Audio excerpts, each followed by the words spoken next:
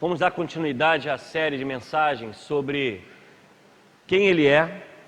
Peço pessoalmente pouco som para mim, por favor. Nós estamos estudando essa série de mensagens com um propósito. Nós precisamos melhorar a nossa qualidade como crentes. E nós falamos isso não pela igreja, mas por um contexto cristão no Brasil. Semana passada nós falamos sobre quem Ele é, baseado na visão de Deus, a visão cristã, quem é Deus. E nós falamos da sua onipresença, onipotência, onisciência, Ele tem o domínio de tudo, Ele conhece tudo, Ele vê tudo. Nós falamos sobre a questão dele ser o Criador. E essa visão de Deus, a visão do Espírito Santo e a visão de Cristo, elas são fundamentais na nossa vida, irmãos, porque a visão que nós temos de Deus vai moldar e vai dirigir toda a nossa vida. Se nós não entendemos quem é o Deus que nós servimos, se nós não tivermos uma visão do Deus cristão ao qual nós prestamos culto, nós vamos falhar na nossa caminhada. E o que nós temos identificado hoje, nos dias de hoje, é a frieza espiritual, é Deus em segundo plano. O que nós estamos observando nos dias de hoje é que o temor tem sido, a falta de temor a Deus tem sido uma das maiores características da igreja contemporânea. Ao ponto de que as pessoas hoje vão à igreja para cumprir a sua função religiosa. Mas quando chega na segunda-feira, a sua vida é completamente diferente daquilo que ele aprendeu, do que ele ouviu e até do que ele cantou no domingo. Essa preocupação numa geração de uma igreja cristã, evangélica brasileira, que ao mesmo tempo cresce, mas não faz diferença, é uma preocupação nos nossos dias. Porque se a nossa fé não molda a nossa forma de falar, de agir, de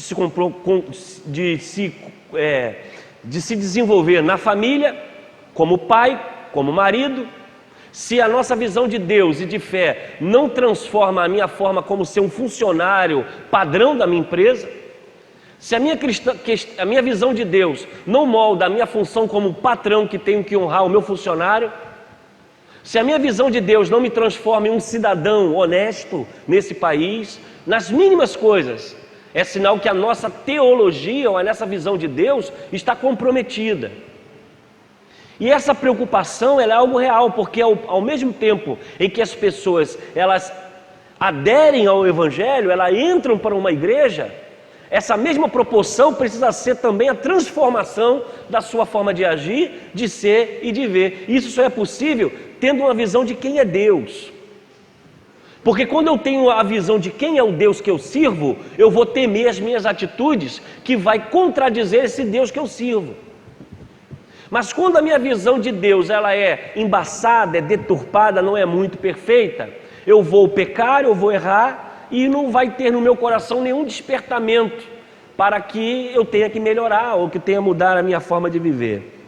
E o que nós queremos com essa série de mensagens? Melhorar a qualidade de nós cristãos, de nós membros da Segunda do Gramacho, com mais envolvimento, com mais fidelidade, com mais compromisso com as coisas de Deus, que vai influenciar completamente a nossa vida. Quem veio domingo passado pela manhã e à noite, pôde ouvir uma visão de Deus que nós cristãos precisamos ter. Hoje eu quero falar sobre a visão de Deus, quem Ele é, a visão cristã de Jesus Cristo. Quem é Jesus Cristo? É claro que a primeira coisa que nós vamos apontar é que Ele é o meu Salvador, Ele perdoa os meus pecados, Ele me dá bênção, Ele cura, Ele ouve a minha oração, Ele atende o meu clamor, maravilha, isso é muito bom. Mas quando existe direitos, existe também deveres.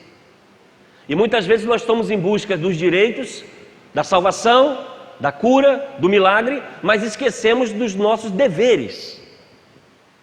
E se nós buscamos apenas os nossos interesses, esquecemos os interesses de Deus para com a nossa vida, quando o nosso coração e a nossa alma não tem espaço para Ele, quando a nossa agenda está tão apertada que é quando for possível, é quando der, nós vamos ter então um Deus longe, um Deus não presente, um Deus não relacional. Isso é algo muito grave, porque ao mesmo tempo em que eu busco as minhas bênçãos e eu não me relaciono com Ele, e Deus não se comunica comigo, e eu não tenho nenhuma parceria com esse Cristo que eu sirvo, não tenho nenhuma comunicação com Ele, não tenho nenhum relacionamento com Ele, Ele não habita em minha casa nem na minha vida, nós vamos viver apenas uma religiosidade. Somos crentes nominais, temos nome de crente, frequentamos uma igreja, mas simplesmente não temos vida para com esse Deus que nós servimos. É mais ou menos como um torcedor de um time que não sabe o técnico, não sabe a escalação do time, não sabe a história do time, nem o hino. Ele apenas diz que é, mas ao mesmo tempo não faz nenhum sentido de ser. Infelizmente há cristãos hoje assim, se dizem cristãos nominais. É mais ou menos parecido com a igreja católica, né? Ele nasce católico. Qual a sua religião? Ele diz ser católico, mas ele não sabe quem é o padre, nunca vai à missa, e quando vai uma vez no mês para fazer alguma devoção a algum santo. Mas na verdade ele não é um católico praticante. Talvez nós vamos pensar um pouco sobre a importância de ser crentes praticantes, e não apenas porque gosta da música gospel ou porque simplesmente gosta de estar na igreja. Isso é algo muito grave, irmãos. Nós estamos perdendo a nossa identidade como um povo de fé. Ao mesmo tempo que o Evangelho cresce, ao mesmo tempo que o Evangelho ele se populariza e ele encontra um espaço público. Por exemplo, temos hoje uma passeata com 3 milhões de evangélicos. Há talvez 50 anos atrás isso não seria possível, ou inimaginável isso. Mas ao mesmo tempo que cresce essa massa que se dizem cristãos, até que ponto esse grupo está comprometido realmente com a palavra? E a gente observa isso nas mínimas coisas dentro da própria igreja. A visão de Deus, a visão da nossa devoção. Quantas vezes você leu a Bíblia essa semana? Quantas vezes você orou essa semana? Quantas vezes você tirou pelo menos meia hora para falar com Deus que você serve? Qual foi a sua fidelidade esse mês para com o seu Deus? E essas coisas precisam incomodar a nós, porque nós estamos apenas buscando muitas vezes os nossos direitos, mas esquecemos dos nossos deveres. E para que sermos cristãos realmente autênticos com a palavra e que venhamos a viver a palavra, não apenas de nominais, nós precisamos conviver e viver essa palavra de forma integral, completa, não apenas parcial. E por que isso acontece? Porque estamos numa sociedade em transformação. A sociedade evolui, ela avança, ela se direciona. Você recebe bombardeio a semana inteira da televisão, do jornal, da internet, sobre assuntos que muitas vezes não condizem com o Evangelho. E acaba, se você não tem uma contrapartida de um entendimento do que a sua doutrina crê, você começa a dizer que aborto faz sentido. Você começa a dizer que a liberação da maconha seria bacana. Você começa a afirmar de que, para que casar, se eu posso me ajuntar? E essa visão que vai contra os princípios doutrinários, ela vai avançando e a igreja vai tomando uma forma que ela não é a forma cristã, protestante, evangélica, o que seja. E aí a palavra de Deus vai dizer: não vos conformeis com esse mundo, mas transformai-vos pela renovação do vosso entendimento, sabendo qual seja a boa, perfeita, a vontade de Deus. Então eu quero conversar com você, e serei bem objetivo, João capítulo 1, versículo 14. João capítulo 1, versículo 14.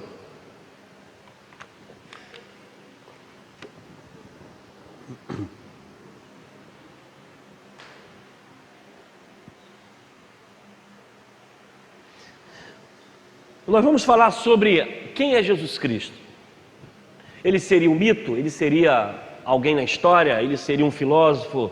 Seria um político? Um revolucionário? O que a visão cristã pensa sobre Jesus Cristo? Todas essas afirmações já foram defendidas por muitos, que ele seria um político, seria um revolucionário, seria um mito na história. Mas nós vamos ver o que a visão cristã pensa sobre Jesus Cristo. João capítulo 1, versículo 14. Que encontraram, digo amém.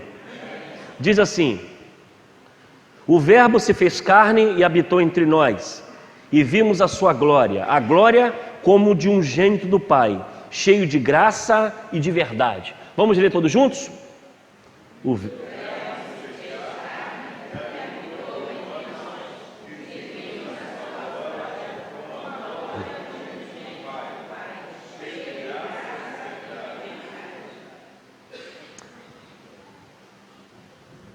Atanásio foi um grande filósofo e teólogo no ano de 325. Ele participou do concílio de Nicéia, quando se começou a se desenvolver as doutrinas e a interpretação da Bíblia sobre os pontos principais da fé.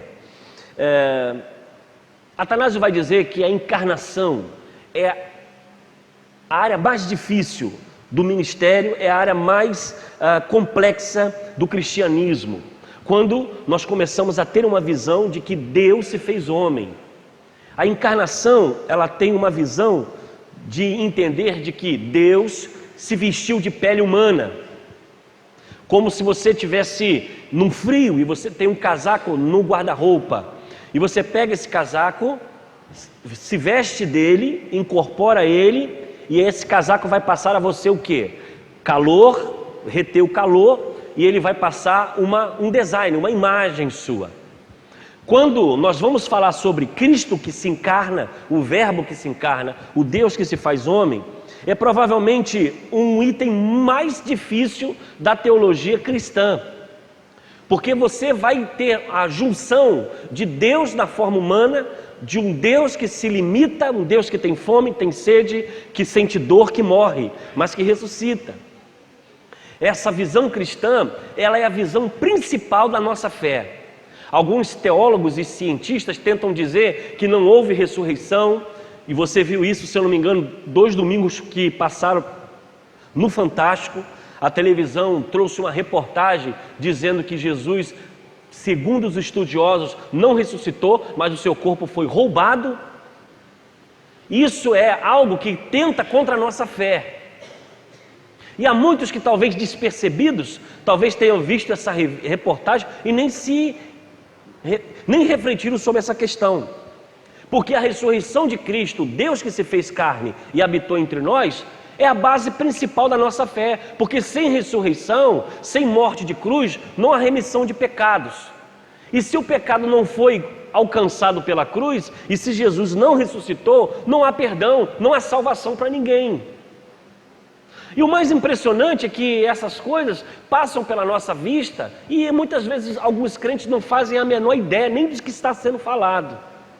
Por falta de conhecimento, por falta de aprofundamento, por falta de dedicação ao conhecimento de Deus. Então Atanásio vai dizer que essa visão da encarnação do Deus que se fez homem é algo mais difícil e mais complexo de toda a visão cristã. João vai dizer que no seu evangelho, o Verbo, ele vai dizer, o Verbo se fez carne, ou seja, o Verbo eterno, a pessoa, o divino, o autoexistente, o agente da criação, a luz que ilumina o homem, o único homem pelo qual podemos receber a salvação, ou seja, o próprio Deus se fez carne e habitou entre nós. E essa encarnação é a doutrina central de um Deus que se deixou se esvaziar para estar no meio de nós. Então quando você olha o Jesus pendurado na cruz, na sua camisa, no muro, numa parede de alguma casa, ele não é apenas um objeto que está ali, alguém que morreu. Há todo um conceito que nós cristãos precisamos ter. Ali está o Deus que se vestiu de pele humana para estar conosco, e ele tinha um propósito para isso. E eu quero passar 3 verdades nessa manhã, para que você guarde isso na sua mente e você tranquilize o seu coração. O primeiro ponto é que houve o esvaziamento. O Verbo se fez carne, ou seja, ninguém criou Jesus, ninguém programou Jesus. Jesus não é um movimento político, nem um movimento revolucionário. Jesus é Deus em forma de homem, em que Ele mesmo se fez homem e habitou entre nós. Então aquele que estava além de nós, quem veio na mensagem passada, ouviu sobre a onisciência, a onipresença e a onipotência de Deus. Agora esse Deus que criou todas as coisas, o Deus que organizou todo o universo, o Deus que criou a humanidade, criou os seres, mantém esse globo girando, mantém o sol aquecendo, porque como nós falamos, tudo está no controle dele. Ele agora, por amar a sua criatura, resolve se vestir de pele humana. E ele então se esvazia, diz o texto, se faz carne entre nós. Esse esvaziamento nós vamos ver que Deus, o Deus, aquele que habitava na eternidade, aquele que criou o universo, aquele que mantém todas as coisas funcionando, aquele que mantém a vida no planeta, no cosmo, ele então resolve agora se tornar simplesmente um feto. E esse feto então se torna um bebê no ventre de uma mulher, que segundo as escrituras, o que nós cremos, era uma mulher que não havia tido contato com nenhum outro homem, mas era gerada pelo Espírito Santo de Deus. Nesse momento que Deus, o Criador do universo, se torna um feto e habita no ventre de uma mulher e vem ao mundo, ele não deixa de ser Deus. Ele é apenas Deus em forma de homem. Porque nós cristãos entendemos que quando Jesus está na terra, ele está manifestando as suas duas naturezas. Ele é Deus e ele é homem. Porque ele cura, porque ele perdoa pecados, porque ele faz milagres e ele é Deus. Mas ele também está na sua natureza humana, por quê? Porque tem sede, porque tem fome, porque está cansado ao ponto de deitar na beira de um barco e dormir enquanto uma tempestade está acontecendo. Ele é homem porque ele chora quando ele tem a notícia que seu irmão, seu amigo morre. Ele chora porque quando ele está próximo da morte e aquela angústia invade o seu coração, ele simplesmente pede a Deus: afasta de mim esse cálice, mas seja feita conforme a sua vontade. E ele então manifesta ali a sua natureza também humana. Aquilo que era imenso, era infinito, era eterno, era imutável, autoexistente, onipotente, onipresente, onisciente, transcendente, resolve simplesmente se tornar um bebê e viver entre nós e andar como nós andamos. Ele coloca o seu pé no barro, ele coloca o seu pé na estrada, vai trabalhar com seu pai, vai aprender das leis, vai aprender a cultura, vai aprender a ler, tem uma mãe que cuida dele. E quando nós olhamos que esse autoesvaziamento ele faz por amor. Porque veja só, um rei que deixa o seu trono para se transformar em um serviçal.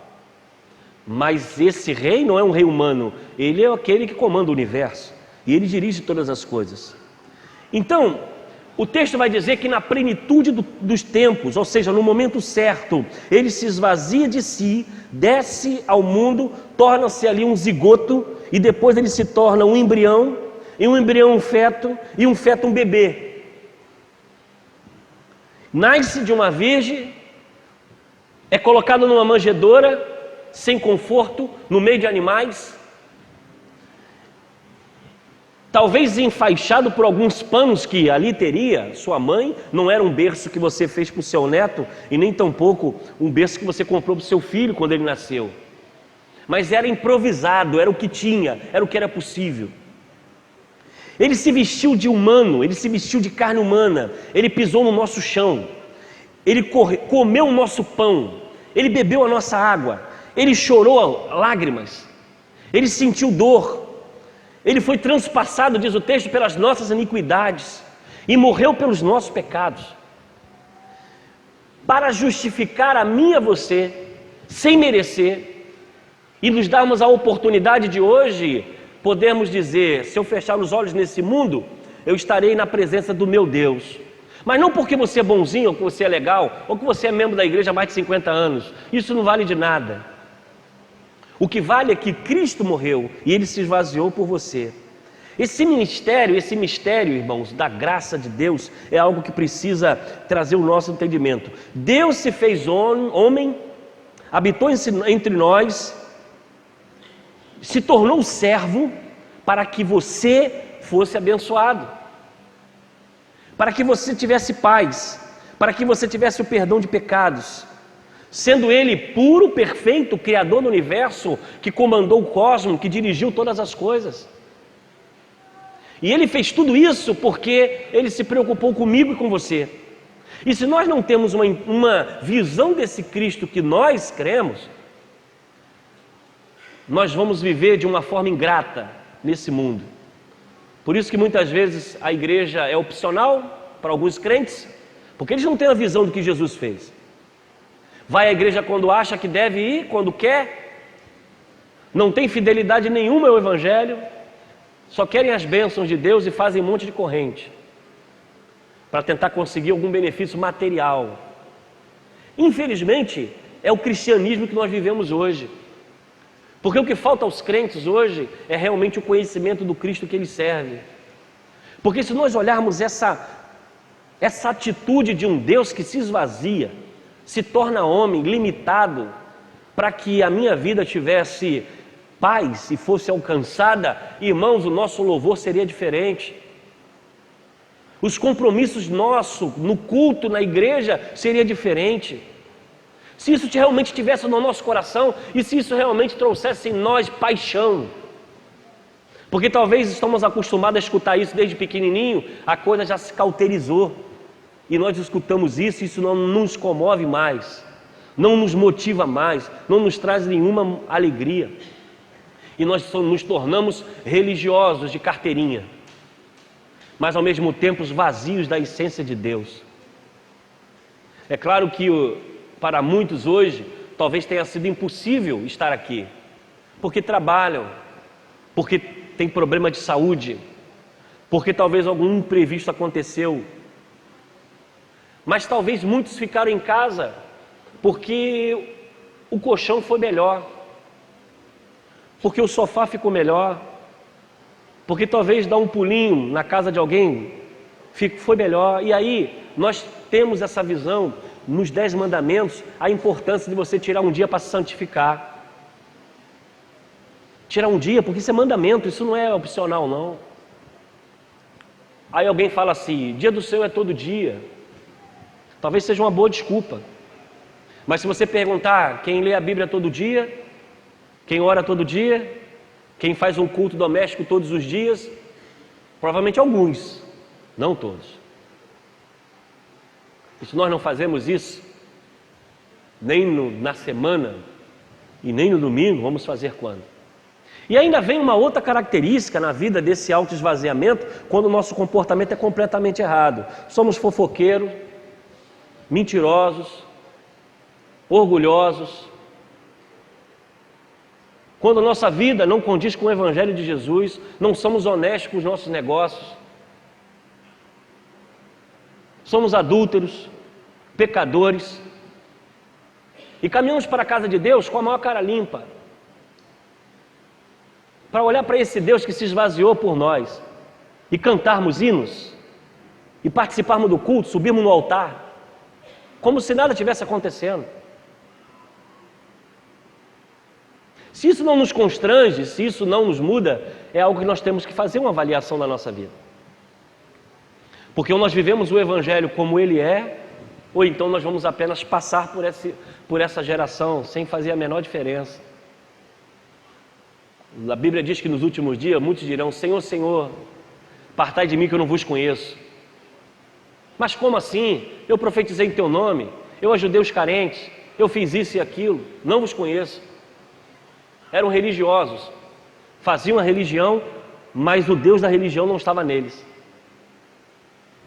Esse autoesvaziamento de Deus, essa renúncia, ela precisa trazer em nosso coração também essa mesma perspectiva. Eu não estou dizendo aqui que nós não vamos pecar, vamos errar, vamos falhar, mas é necessário que o nosso coração se arrependa e se coloque de pé.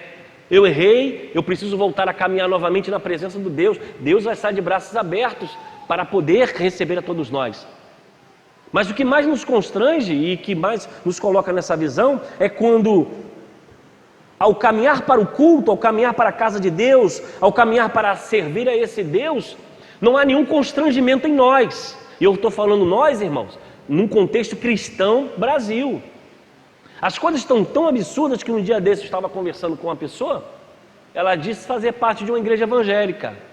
Ela fuma, ela bebe e mora com alguém sem ser casado. É membro de uma igreja. E aquilo é a coisa mais normal do mundo.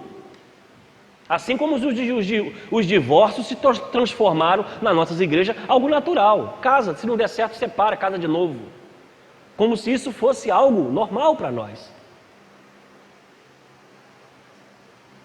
E quando nós olhamos a verdadeiramente fé que Jesus exige de nós, e o que a palavra de Deus nos diz, irmão, nós precisamos fazer uma grande reflexão na nossa vida, porque talvez nós possamos estar nos enganando de estar servindo a Deus e nós não estamos servindo a Deus.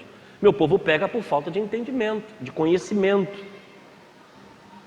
Esse autoesvaziamento é a glória de Deus, ao qual ele se renuncia à sua posição de Deus para estar conosco. E nós não conseguimos renunciar à nossa casa, o nosso conforto, as nossas ofertas, não conseguimos renunciar à nossa dedicação a Deus, não conseguimos renunciar a estar no evangelismo, nós não conseguimos renunciar a estar no pequeno grupo, nós não queremos abrir mão do nosso conforto, da nossa casa, do computador, da internet, do celular, para estar fazendo a obra de Deus, porque o nosso corpo não quer.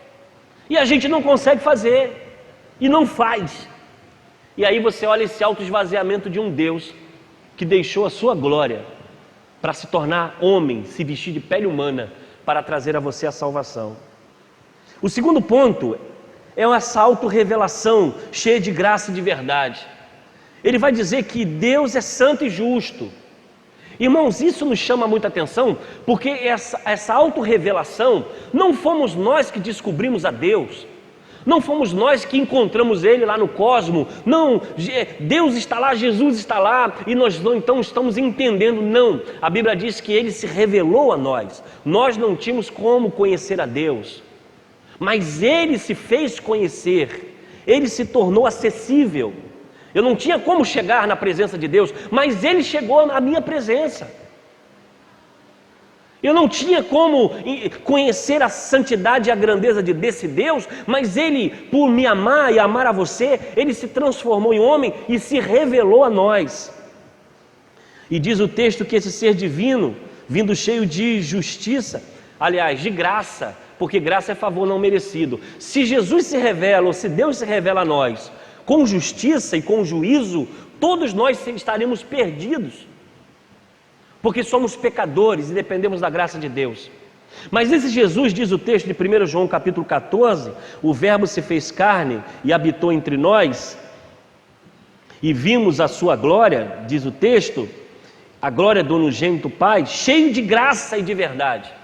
Graça é favor não merecido. Eu não merecia, mas Ele resolveu me perdoar, me salvar. E essa revelação, ela é cheia de graça e de verdade, porque se Jesus se revela com justiça e com juízo, nós estaríamos arruinados. Porque Ele viria para julgar, Ele viria para trazer justiça às nossas imundícies, os nossos pecados. Mas Ele resolveu nos amar. E Ele veio ao mundo para perdoar pecados e para salvar o pecador, que sou eu e você. Ele veio não para nos condenar, mas para nos salvar. Ele veio não para ser servido, mas diz o texto, Ele veio para servir. Não por merecimento nosso, mas por Ele, por causa dEle, por amor a Ele, Ele resolveu nos aceitar. E quando nós pensamos isso, o nosso culto é diferente. Porque eu vou para a casa de Deus, não porque Deus precisa de mim, é o contrário, é eu que preciso dEle. Eu não vou para a casa de Deus para fazer parte de um trabalho, porque Deus precisa dos meus afazeres, porque você é um cara excelente e sem você nada funciona. Você está completamente enganado. Servir a Deus é um privilégio. Estar na casa de Deus, trabalhando, ensaiando, participando do coral, trabalhando, pintando, carregando peso, carregando banco, isso aqui tem que trazer em nós um prazer, porque esse Deus se revelou a nós. E nós estamos vivendo um tempo que as pessoas estão tão exclusivistas. Você chega para mim, irmão, você pode ajudar? Não, não posso não. E alguns ainda falam assim, eu vou ganhar quanto com isso? É impressionante como as coisas mudaram. Mudaram por quê? Porque nosso conhecimento de Deus mudou. Nós estamos pensando que o nosso Deus é um empregado para nós. Ou é um garçom que você estala o dedo e ele vem para te fazer o que você quer. Nas campanhas que estão por aí, 7 dias para o milagre acontecer. Não que as campanhas não sejam boas, mas para fazer promessa numa campanha é muito perigoso. Você pode estar enganado, porque o milagre há um propósito para ele. E às vezes o milagre pode acontecer ou não, porque a vontade de Deus sempre será soberana sobre nós.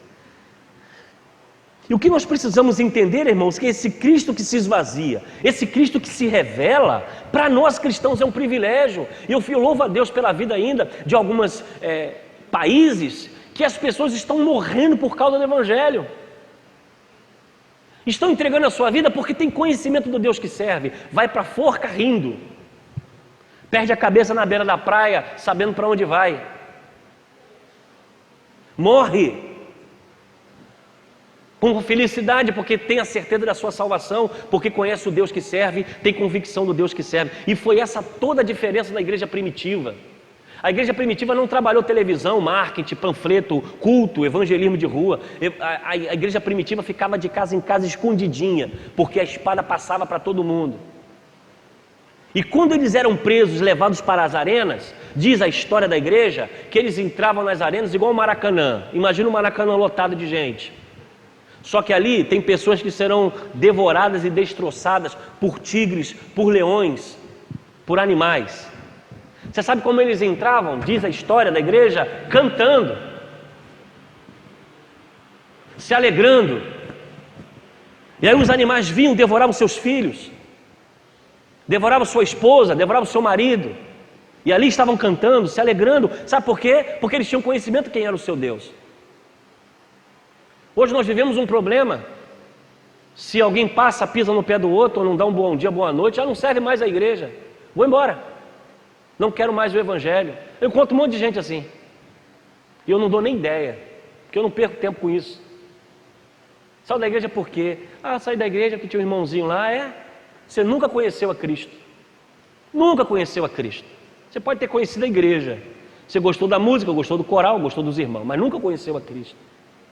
Porque alguém abandonar a Jesus por causa de problemas institucionais é um absurdo. Você pode até mudar de igreja, que isso aí não é um problema. Você muda de igreja porque não se adaptou, sei lá. Mas deixar o Evangelho, viver o Evangelho e botar a culpa no outro? Não. Isso é uma boa de uma desculpa de quem nunca conheceu a Cristo, de quem nunca passou pela dor, nunca passou pela verdadeira conversão. Ou talvez esteve na igreja e nunca conheceu o seu Salvador. Éramos escravos do pecado, depravados, condenados, e Ele nos libertou. Ele ressuscitou para uma nova vida, Ele nos trouxe para uma nova história, Ele nos deu a oportunidade de ter paz e viver o Evangelho de Jesus. Porque o Evangelho de Jesus, irmãos, não é sucesso. O Evangelho de Jesus não é casa do ano. O Evangelho de Jesus não é 7 passos para você alcançar o sucesso financeiro. Nunca foi isso o Evangelho. O Evangelho foi perdão de pecados. O Evangelho é perdão de pecados. O Evangelho é boas novas, é mudança de vida. É saber que no mundo tereis aflições, mas eu estarei convosco todos os dias. Isso é Evangelho. Isso que nos faz ser um crente de raiz. Isso que nos faz ser um crente convictos de quem nós somos. E não importa o que o governo faça, leis que criem, não importa o que inventem, a igreja vai continuar soberana, cantando, louvando e pregando o Evangelho. E se um dia os templos forem lacrados, nós iremos arrumar algum outro lugar para fazer isso. E se não for em casa, vai ser nas cavernas. Se não for nas cavernas, serão nos montes. Não importa, nós iremos buscar um meio para fazer isso, porque nós sabemos em quem nós cremos. Esse autoesvaziamento e essa revelação que Jesus fez precisa ter e produzir em nosso coração o amor pela causa. E nós não podemos deixar de esfriar o nosso coração. Sabemos que vivemos os últimos tempos, os últimos minutos. A Bíblia avisou, olha, haverá uma apostasia, frieza espiritual. Mas nós não podemos deixar de pregar e ensinar essa palavra. Nós precisamos resgatar novamente o nosso amor. Eu lembro quando eu era pequeno, adolescente, não que isso não aconteça, ainda acontece hoje, de você estar de repente na igreja e alguém fala assim, amanhã tem mutirão, e você ficar, quando é, o que eu faço? E vir aquela turma toda para o mutirão da igreja, e ia ter tanta gente que, calma aí gente, não vai dar para trabalhar desse jeito. Fica um pessoal para o outro lado, o outro para cá, porque tem tanta gente aqui para fazer mutirão, que tem mais gente do que balde. Eu vivi isso, tempo muito gostoso, lá na igreja que nós fundamos, no Memorial de Allah Bilac, quando nós fazíamos sapata às 10 horas da noite. Não era de dia não era sábado não. Nós saímos, tínhamos que fazer a igreja, era a congregação, e nós tínhamos que compramos um terreno e tinha que construir, não tinha tempo, não tinha dinheiro para pedreiro, não tinha nada. Os irmãos resolveram, quando nós vamos fazer? Chega do trabalho, a gente ia lá, terreno, lama puro, quase 2 metros de sapato, dentro do mangue. 10 horas da noite com o holofote ligado, um irmão segurando a lanterna e o outro tirando o balde. E fazer isso com uma alegria danada. Chegava moído em casa. Esse resgate que nós precisamos trazer novamente para o reino de Deus. Esse amor à causa, esse amor, não à igreja, mas a Cristo. Porque se você puxa um fio, se você ajuda numa coisa, se você vem ao culto, se você é professor de escola dominical, se você está tocando instrumento, você está fazendo isso para a glória de Deus. É só para a glória de Deus. Você trabalha na cantina, você trabalha no som, você abre o portão da igreja, é para a glória de Deus, não é para pastor. Nunca foi. Não é para o irmão, não é para o departamento, é para a glória de Deus. Mas quando nós não fazemos nada para o reino, nada para o reino, é algo que nós precisamos pensar e resgatar esse amor. Terceiro e último, quem Ele é? Esse Cristo que se esvazia e o Cristo que se revela, Ele agora é o que manifesta a sua glória. Diz o texto: vimos a sua glória, glória como de um unigênito Pai. A glória não é um atributo de Deus, de Jesus, né? Talvez a santidade, a justiça e a misericórdia, elas são as manifestações dos atributos de Deus. E nós vamos ver os atributos de Deus revelados também em Jesus Cristo, porque Jesus é o próprio Deus. Isaías, no Velho Testamento, vai evidenciar a sua santidade. Amós vai dizer sobre a sua justiça e Oséias vai falar sobre a sua misericórdia de Deus no Velho Testamento. Mas quando nós olhamos a figura de Jesus no Novo Testamento, diz que Ele veio na plenitude dos tempos e nele habitou a glória. Ou seja, de toda a plenitude, de tudo que existia em Deus, se manifesta em Jesus, em carne. De tudo que estava na eternidade, no transcendente, no invisível, no imutável, no Criador do universo, Ele agora veio habitar em pele humana e esteve entre nós. Tudo que estava em Deus se refletiu na sua glória, se refletiu no seu corpo, na questão corpórea. Toda a plenitude da divindade estava em Jesus.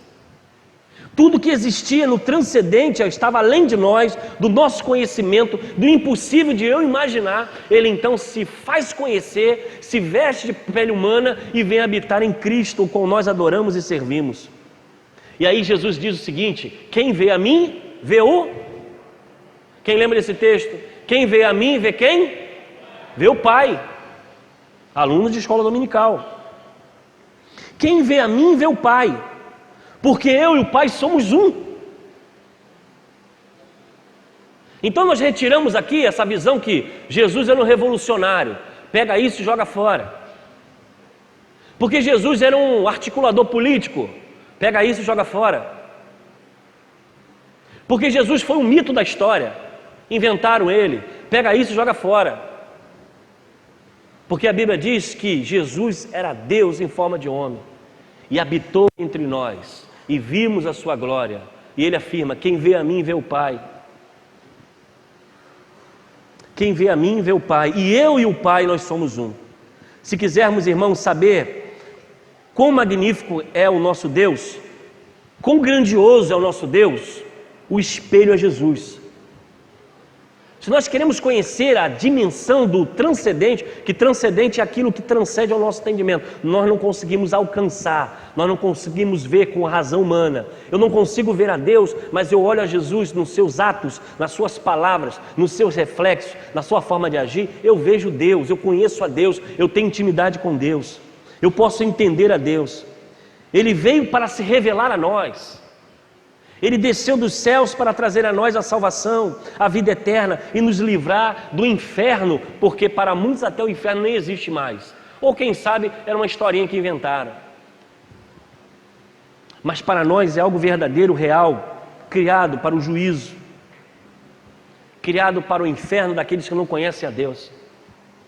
E quando o nosso coração tem temor, e eu não quero sair do caminho do Senhor, eu não quero alcançar, eu não quero chegar ao inferno, eu não quero perder a oportunidade da minha salvação, eu preciso estar no caminho do Senhor, o nosso coração se blinda de um jeito que o pecado não consegue penetrar. Podemos até pecar, que somos pecadores, vamos errar, mas o arrependimento é automático. Eu caio e levanto, eu tropeço, mas eu me arrependo e volto. Agora é impossível estar na casa de Deus, viver o Evangelho como se o Evangelho não fizesse parte da nossa vida, como se fosse uma religiosidade. E aí nós encontramos todo tipo de escândalo, todo tipo de abuso, todo tipo de blasfêmia dentro da casa de Deus, quando nós perdemos a visão de quem é Jesus. E esse primeiro ponto de quem é Jesus, nós vamos falar mais à noite sobre quem Ele é. Nós precisamos sair daqui nessa manhã entendendo que Ele é o Verbo que se fez carne, ou seja, Ele se tornou carne, Ele habitou entre nós, Ele se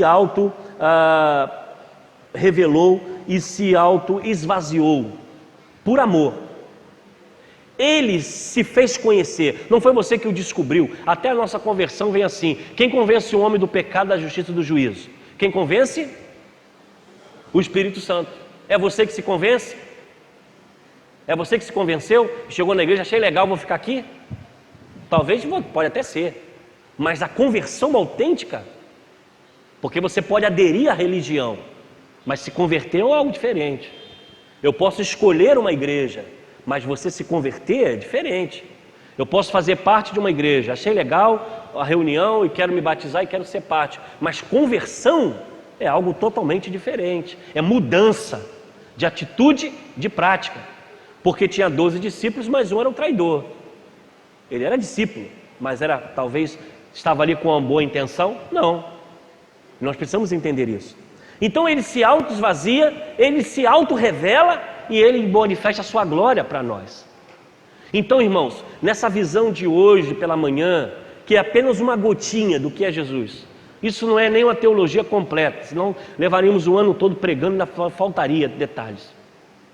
Nosso culto tem que ser diferente. Nosso culto tem que ser vida. Não um culto morto, um culto triste. As pessoas chegam na igreja se arrastando. Hoje é dia de ir para a igreja. Hoje, meu Deus do céu, estou tão cansado. Tudo bem, eu também estou, você também está, e vamos tocar. Mas o prazer de estar na casa de Deus tem que ser maior. É impossível a gente viver assim. Nós temos hoje uma multidão de gente dizendo ser evangélica. Eu não estou aqui julgando ninguém, não é o que nós vemos. Mas ao mesmo tempo comprometimento com a sua igreja local, que é o local onde nós manifestamos a nossa fé. A igreja local é a casa de Deus onde nós manifestamos os nossos dons e talentos. Por isso que o dom que você tem não é seu, é Deus, Jesus que te deu. A Bíblia diz que os dons são distribuídos na igreja para a edificação do corpo. Aí tem alguém que acha que pode ser crente em casa. Eu não preciso da igreja. Eu fico aqui estudando na internet. Eu li, vou fazer um apontamento, já vou terminar. Eu li um negócio interessante esses dias. Falou assim, ele dizia assim, não vou para a igreja hoje, mas eu vou assistir o culto em casa. Eu vou escolher uma igreja e vou ver pela internet a pregação do pregador. Aí o outro fala assim, interessante, então quando você tiver fome, você assiste a Ana Maria Braga ensinando como é que faz lá a comida. Vê se vai matar a sua fome. E isso faz sentido, porque a igreja é o corpo de Cristo, irmãos. Ninguém vive sem essa igreja, não. Não estou falando igreja, denominação, nome, placa, não. Eu estou falando comunhão. Porque Jesus começou com 12. E dos 12 se formou a igreja, as igrejas. E a igreja é o corpo de Cristo. Os dons se manifestam na igreja e para a igreja. Para que haja edificação do corpo. Ele deu um para profetas, outros para doutores, outros para mestres, para pregadores. Os dons são distribuídos, não é seu, é para você exercer na igreja que Deus te colocou. E ainda algo ainda mais terrível que nós deveríamos até pregar mais à frente, sobre os dons que não são colocados em prática. Lembra aquele textozinho? Eu te dei um talento, o que você fez? Enterrei. Não vamos falar isso em outro momento, não agora, senão a gente vai começar a pregar outra coisa. Mas é algo muito sério, é algo é um alerta para a igreja de hoje, é um alerta para a nossa igreja. Nós precisamos, irmãos, viver o Evangelho e bater no peito quem nós somos. Eu não estou falando de questões políticas, sobre ideologia de gênero, essas coisas todas não. Eu estou falando na igreja local. Abraçar a sua igreja, amar a sua igreja, viver a vida cristã, chegar para o culto com o coração aberto. Hoje é dia de louvar a Deus. Vou colocar minha melhor roupa, vou colocar o meu melhor sapato. Eu vou para a casa de Deus porque Ele se revelou a mim, porque Ele morreu por mim. Eu vou à casa de Deus para louvar a Deus porque Ele me deu uma semana abençoada e eu estou de pé porque é Ele que me sustenta. E quando nós trabalhamos para Deus com esse sentimento, e quando nós, principalmente, reconhecemos que tudo que temos a Deus, irmãos, os dízimos e as ofertas são entregues com alegria, não é com peso não. E outra coisa, se você entrega o seu dízimo com peso, é melhor você nem entregar, porque é uma coisa tão séria, que Deus fala assim, se tu tem alguma coisa contra teu irmão, tu vai primeiro se consertar com ele, para depois você entregar a sua oferta. E tem gente que acha que cultuar a Deus com os bens é enriquecer a igreja, é dar dinheiro para pastor, fica andando na conversa desse pessoal aí fora. Deus, porque é aí que Deus vê você. Vem cá, eu quero saber se eu sou realmente prioridade na sua vida, ou se é o tênis de marca, ou se é o seu carro, ou a sua televisão. A coisa é tão séria, a fidelidade a Deus é tão séria, que alguns levam o discurso, não se fala em dinheiro na igreja. Ué, irmãos, como é que os missionários ficam? Como é que a igreja vai avançar? Como é que os missionários serão sustentados? Ou que nós não temos responsabilidades com os missionários? Talvez não, né? Talvez o nosso cartão de crédito, o nosso hambúrguer na McDonald's é mais importante. E aí Deus vê o coração. Deus vê o coração e vê a intenção do coração. Se nós conhecermos realmente quem foi Jesus, o que Ele fez, irmãos, a nossa vida é completamente transformada. O nosso culto é diferente, a nossa devoção é diferente, a nossa servidão é diferente, o nosso amor à obra de Deus é diferente. Eu não quero aqui entrar nessa área apenas de finanças, mas ela é algo que nos chama atenção. Eu conheci mulheres que vendiam cocada no trem para ajudar a sua igreja. Eu não estou falando aqui que ninguém vai fazer isso aqui, mas eu estou falando no que é amor à obra. Eu acho que vocês já viram isso. Teve homens aqui nessa igreja que eu conheci quando criança, que juntavam cobre e lata para poder ajudar a oferta de missões. Não vou citar o nome deles aqui. Conheci mulheres e homens que juntavam aquelas garrafas pretas que trocavam para o pintinho. A geração nova não sabe o que é isso não. Tinha uma garrafa preta que você trocava para o pintinho. Esse irmão juntava, para quê? Para poder comprar uma bola para a embaixada. Talvez vocês saibam o que eu estou falando. Juntava lá, falava assim, que naquele tempo não era latinha, era garrafa preta. Vamos juntar as garrafas pretas. A gente levava, eu lembro, eu botava num saco, aquele saco de estopa, trazia de casa as garrafas pretas de Guaraná, para poder chegar aqui na embaixada. Eu era moleque, e a gente juntar, e aquele irmão colocar, esperar a carroça passar, para poder pegar algumas moedas, para poder comprar uma bola para a embaixada.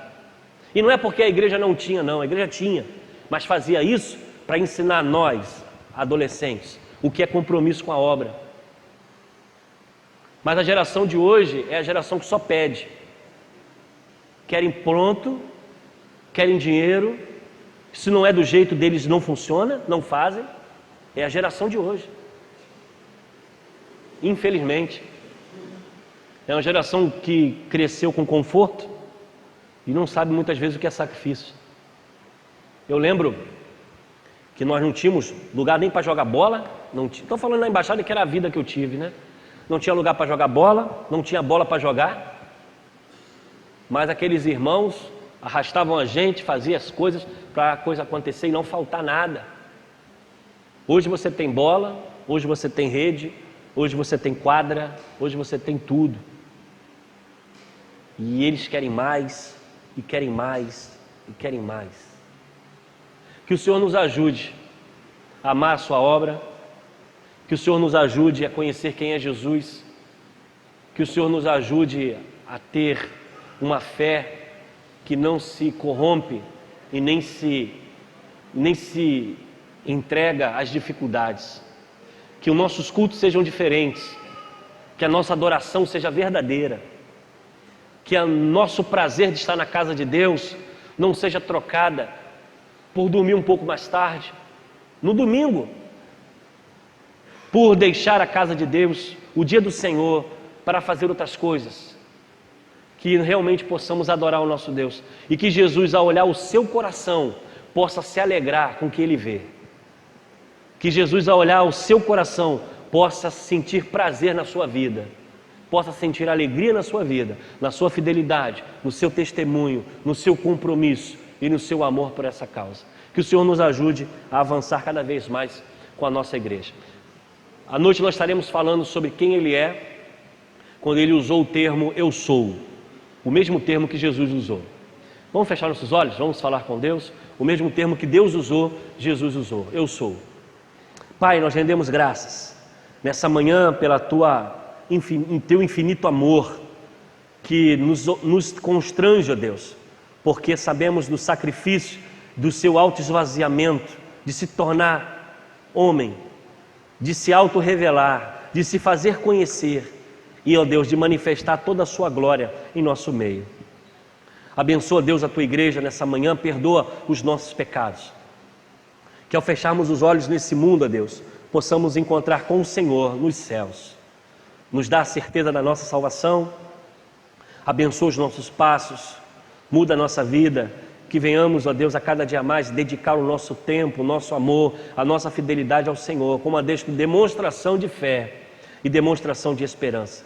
Que ao Senhor, ao olhar ao nosso coração, Ele possa se alegrar com as nossas atitudes, com os nossos compromissos. Perdoa, Deus, mais uma vez os nossos pecados, nos dê um domingo abençoado, um almoço abençoado, uma tarde abençoada, e que logo mais à noite possamos voltar a este lugar com o coração alegre e feliz para adorar o teu santo nome. É o que eu oro e te agradeço no nome de Jesus. Amém. Que o Senhor abençoe a todos, um almoço abençoado em Cristo Jesus. Culto logo mais à noite, 6h30, aguarda a presença de todos.